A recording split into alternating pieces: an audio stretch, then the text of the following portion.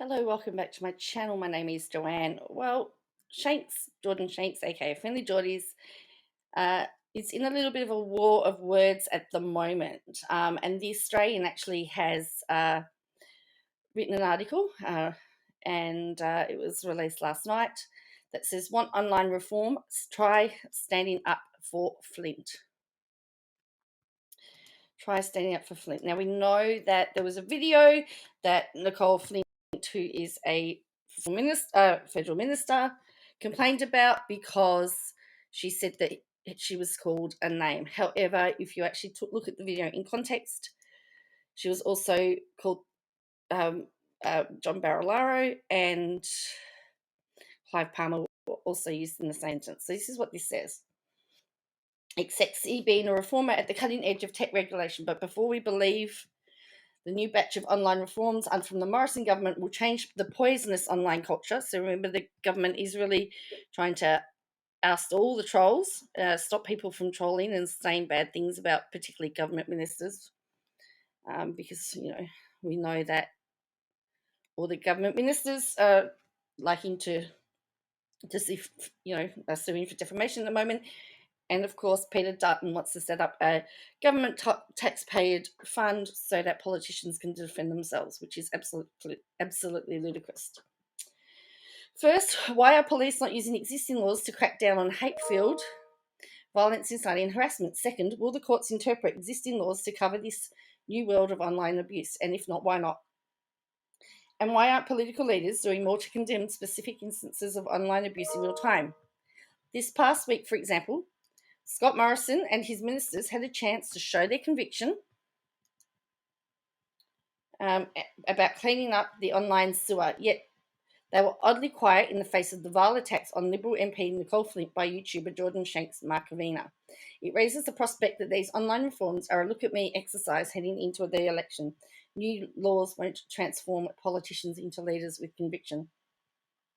It would be useful to know if the police are investigating whether those demented online attacks by Shanks Markovina are a breach of Section 474.17 of the Federal Criminal Code, and if not, why not?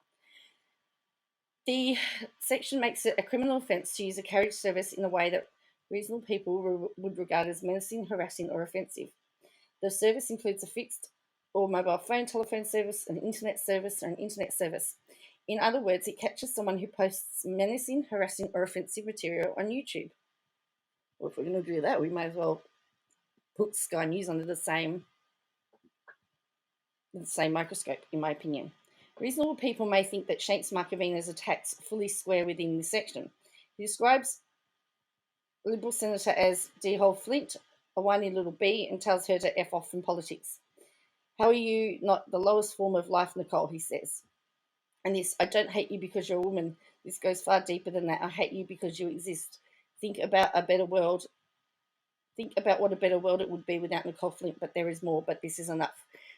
Now, remember, the whiny little bee comment was also linked to Clive Palmer and Barilaro. Some call this chap a political satirist. Not even close. Satire requires intellect and substance, uses a clever parody, a crafty turn of phrase. Shanks Markovina's YouTube post is a barrage of anger filled towards Flint and other women. Well, unless you're calling Barilaro and Palmer women. Police might consider that Shanks Markovina has amassed 343,000 followers on his Friendly Geordies Facebook page, and his YouTube video attacking Flint and others has attracted 238,000 views. It's depraved enough that people, including women, who have praised his abusive behaviour towards women, parade as progressive. But how many of them are also angry, crazy people who might act on Shanks Markovina's view that the world would be a better place if Flint did not exist? Is this woman serious?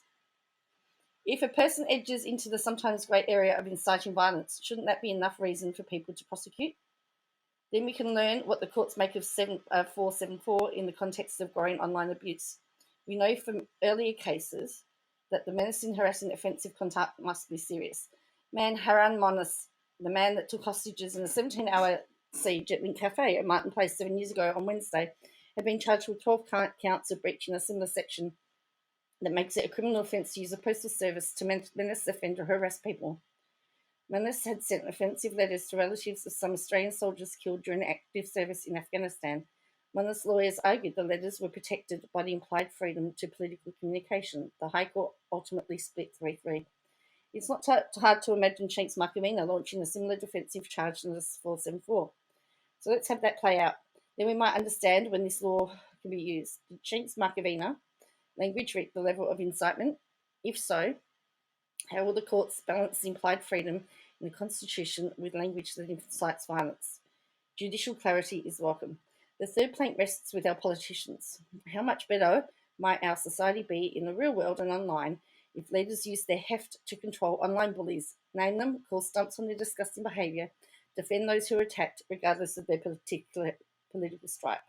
Labor luminaries such as Christina Keneally, Tanya Plebiscich, and other high-profile ALP politicians have appeared with Shanks Markovina on his online shows. Kevin Rudd described him in November last year as a serious broadcaster. Therese Rain previously tweeted supports for Shanks Markovina's too. Do you know, let me just say, do you know you can support people and still not agree with everything that they do? Like, seriously, this is warped. You may not like the video that, like, let's just say that there were issues with that video that he did on the Carlton, okay? You cannot like that video but still support him. I mean, this article is riling me up. After the attacks on Flint, decent people who supported Shanks Markovina would condemn him to the vicious attack. Anthony Albanese was dragged into a tut-tut comment on Adelaide radio by Leon Biner. Plebiscich posted a tweet. Both required a nudge. Liberal leaders haven't shone either. The Prime Minister loves to front cameras, sounding boshy about bringing online bullies to heel, but he speaks in generalities. Why not use camera time to condemn Shanks Markovina by name, to point out enough is enough, to make it clear that Morrison has a woman's back against this behaviour? South Australian Liberal Premier Stephen Marshall has been equally feeble. He is the prisoner of the wretched factional politics of the mediocre, where the first question is always, what faction are you in? Or the foul state of affairs when the Premier won't defend a fellow SA Liberal subjected to vicious online abuse. What would it take for both Morrison and Marshall, whoever wrote this can't look, Morrison, there's a typo, the Australian, you need to do what we call proofreading. You take for Morrison and Marshall to stand up and say this is not acceptable. If we want good people, normal people to enter politics, it will only happen when this type of sorts of abuse, hateful and menacing, stops. Others in the limelight could also condemn this man and his abuse. Grace Tame could round off her time as Australian of the Year by eschewing partisan politics to defend a woman in the face of these attacks, because doing that, defending Flint, is the right thing to do. To her credit, Annabelle Crabb did that. It didn't matter that Flint had been critical of Crabb's misrepresented doco on the ABC. Crabb called BS on Shanks Markovina's attacks fast and furious. Crabb's defence of Flint and the essence of decency and leadership in the world, where both traits are in short supply. So hold back on the excitement over online reforms. If leaders don't defend Flint, they can hardly claim a genuine commitment to cleaning up the online soil. Now, what I will say is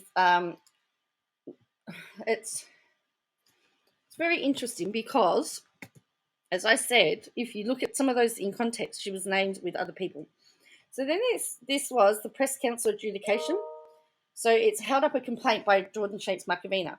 So the Press Council considered a complaint from Jordan Shanks Markovina about an article published in the Daily Telegraph on the 21st September 2020, headed Friendly Geordies, Labor members concerned by leaders linked to YouTube star online and Labor's leader controversial new friend in print. The article stated Labor MPs have expressed concern about Jodie McKay engaging with controversial YouTube star Friendly Geordies, suggesting it was risky to be associated with someone who has made controversial statements about mental health and SA. The article reported comments from an unnamed Labor source stating, it's just risky, you don't need to take that risk, and referred to comments made by New South Wales Premier Gladys Berejiklian stating, I've heard that he's made inappropriate and racist comments about a number of people, and I think that's completely unacceptable. The article also reported that Shanks did not respond to written questions last night. In a subsequent phone conversation, his assistant criticised this reporter before Shanks claimed he did not have access to the questions sent by the Daily Telegraph. The complainant said he was not given a fair opportunity to respond to the allegations against him and that the questions put to him by the publication were leading, unfair and impossible to answer with the confines of a quarter-page article. He said the questions regarding his controversial statements about mental health and SA were based on comments he'd made during an hour-long podcast and that had been deliberately taken out of context and stripped of any nuance. He said another of the publication's questions about whether his impersonation of a particular politician was racist had already been addressed by him publicly in a 10-minute video on his YouTube channel. The complainant said certain adverse references to him in the article were not specifically put to him by the publication, including the comments of the unnamed source and Gladys Berejiklian. The complainant also said he was given inadequate time to respond to the journalist's questions. He said the questions were sent to him via Twitter and an email account designed for tip-offs by the police. He received the questions on a Sunday evening and was given less than an hour and a half to respond. The complainant said it was completely unreasonable for him to see and respond to the journalist's message in that time frame. The complainant added that it was inaccurate to report that he did not respond to written questions and claimed he did not have access to the questions. He said in a subsequent telephone conversation recorded by complainant, the journalist was asked to put questions to him verbally but did not. The complainant said he would not access the journalist's questions digitally or recording the telephone conversation. The complainant said he preferred for the interview to be conducted by telephone as he wanted to gauge the journalist's intentions and considered that there was a greater risk of any written responses being taken out of context. The complainant said that the publication did not adequately disclose the journalist's conflict of interest and suggested the story had been written on the behest of a senior New South Wales Coalition member. In response, the publication said it put a series of questions to the complainant via email and Twitter, following the publication of an earlier article in another publication which raised similar issues. It said its questions were based on public comments by the complainant, which had been previously reported by other publications and circulated widely on social media. A tweet sent by Friendly Doherty's Twitter account in which he told another user to produce some serotonin and get a job, and an earlier story published by the Daily Telegraph on the 21st of June 2020 headed YouTube funny man in hot water over mocking accents of Gladys Berejiklian and John Barilaro. It also said the comments attributed to Gladys Berejiklian had been made at a press conference earlier that morning. It said the complainant was given the opportunity to respond to the questions posed.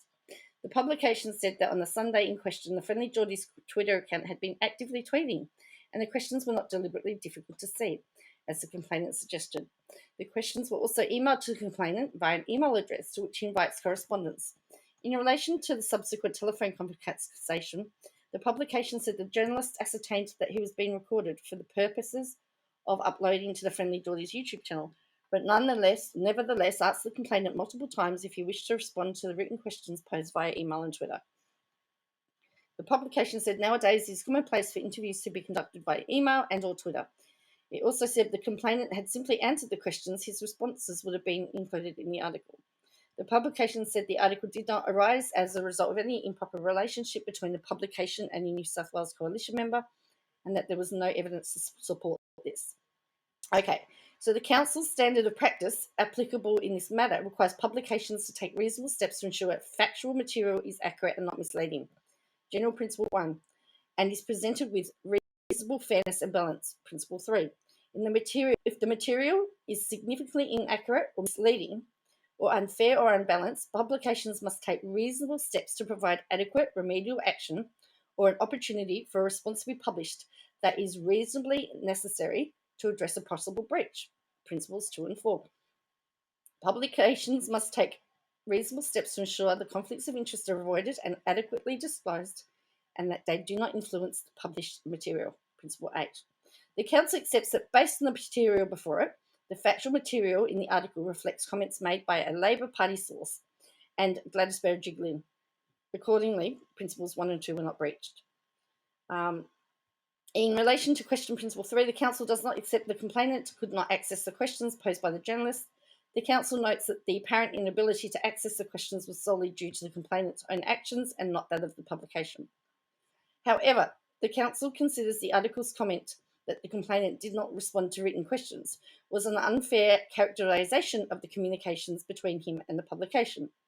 The Council also notes that the questions as posed lacked necessary context and could not have been fairly answered by the complainant given the deadline provided. In relation to the comments made by then Premier Gladys Berejiklian which called into question whether the complainant had in the past made inappropriate and racist comments. The publication was required to provide him with an opportunity to respond to those comments specifically. Accordingly, General Principle 3 was breached. As the complainant did not seek a subsequent right of reply, General Principle 4 was not breached. The Council is satisfied that given both the absence of evidence and the routine and accepted journalistic practice of using confidential sources, that the article was not a result of an improper relationship between the journalist and the politician, and accordingly there was no breach of General Principle 8, and it's the full decision. So we've got Shanks versus the media now. He's taking on the media. So it's very interesting, isn't it? What's this one here? This is also, this is the Daily. Friendly Geordie slammed for tirade at Liberal MP Nicole Flint. So, and because they're asking the ARP to cut all ties with her. But in the video, yeah. This provoked outrage between Miss Flint said in February she would quit politics at the next election, citing misogynistic attacks against her, including vulgar graffiti tagged on her electoral office. Anthony Albanese must not only condemn this today, he needs to apologise for Labor's ongoing involvement with this man. Women's Economic Security Minister Jane Human told the Daily Telegraph, the standard you walk past is the standard you accept. So former PM Kevin Rudd has appeared, Shorten has appeared, Bill Shorten's appeared, Christina Keneally, and Tanya Pervasic. While not cutting ties with Shanks, Mr Albanese has condemned Shanks' latest attack on Miss Flint, saying these sexist and misogynistic attacks on any member of Parliament or any media figure have no place in public discord and deserve unconditional condemnation. And isn't it funny that Helen Dalton also has appeared with him? So anyway, I'm very interested to hear what you think about all of this. I've called it, so this is Shanks versus media, Shanks versus the government. So what do you reckon? Do you think that he's been unfairly targeted now?